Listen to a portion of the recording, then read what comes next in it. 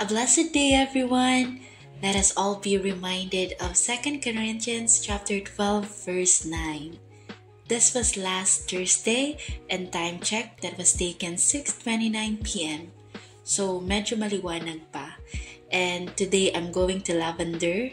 Ito nga yung una kong travel dito ng mag-isa. Medyo na-excite ako kasi ito yung first time kong pumunta sa Lavender din. Ma'am Raven invited me to their life group, kaya naman makikijoin tayo.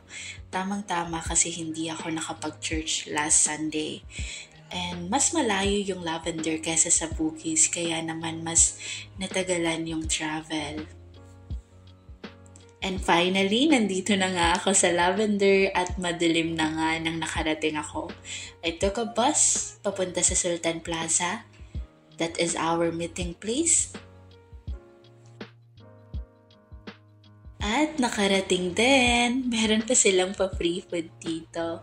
Dito ko nga unang natikman yung Chicken Joy ng Singapore. At umaga na nga, hindi nga pala ako nakauwi last night kasi nga gabi na natapos yung prayer meeting. And I'm so blessed because Ma'am Raven opened her home for me. Teacher nga rin pala siya dito sa SG. Pauwi na nga ako at sobrang dami ng taong papunta sa kani-kanilang work. Sobrang antok pa nga ako ng time na yan. Kaya naman gusto ko na rin makauwi para makapagpahinga. I'm almost there. Konti na lang talaga. I'm going to take a bus.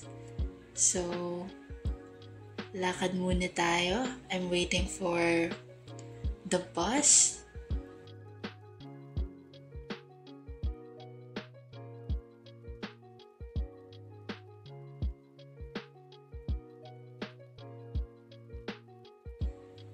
At finally, nakarating na rin ako. So, lakad muna tayo at pupunta na tayo sa taas. So, doon nga kami sa 9th floor. Kaya naman, we're going to take the elevator.